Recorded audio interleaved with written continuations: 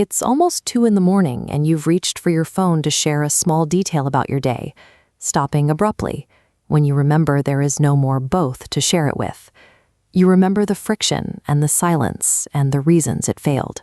Rationally, you might not even be sure you want them back, yet your body still treats their absence like a physical emergency. Within weeks of a breakup, well-meaning friends often replace support with a gentle, smiling pressure to be fine already. They lean in and tell you that you're better off, assuming the pain should dissolve once the relationship is over. But that doesn't explain the specific, stubborn quality of this ache. Why does it refuse to fade like normal sadness? And why does the standard advice to move on feel like trying to treat a fracture with a compliment? The frustration persists because we often point the grief toward the wrong target. When you focus entirely on the person who left, you may be looking at the wrong map of your own injury. While you were together, your mind was quietly building. Every someday and every shared plan was being structurally encoded by your brain, not as a fantasy, but as a direction you were already walking in. Dopamine drives anticipation.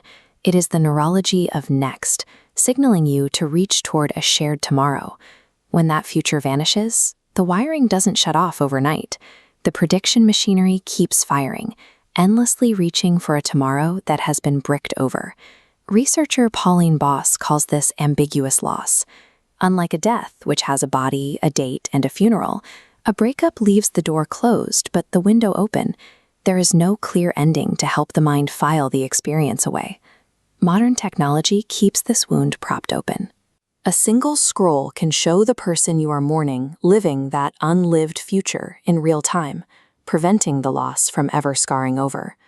Because we don't hold funerals for unlived futures, you're often left to grieve in secret, carrying a profound neurological injury that the world doesn't recognize as real. Beneath the loss of the future lies a second, deeper layer of trauma. You are mourning the version of yourself who was supposed to live in that world. Long-term couples gradually merge identities, outsourcing parts of their individual selves to the relationship scaffolding. When that scaffolding is ripped away, you experience reduced self-concept clarity. You aren't just sad, you are structurally incomplete, struggling to remember who you were. A breakup pulls 6 core pillars: your safety, your belonging, your competence, your autonomy, your dignity, and your story's meaning. Your body knows this is an injury, even if your friends don't. Neuroimaging shows that social rejection lights up the same neural circuitry as physical pain. Your brain sees no difference between a broken bone and a broken bond.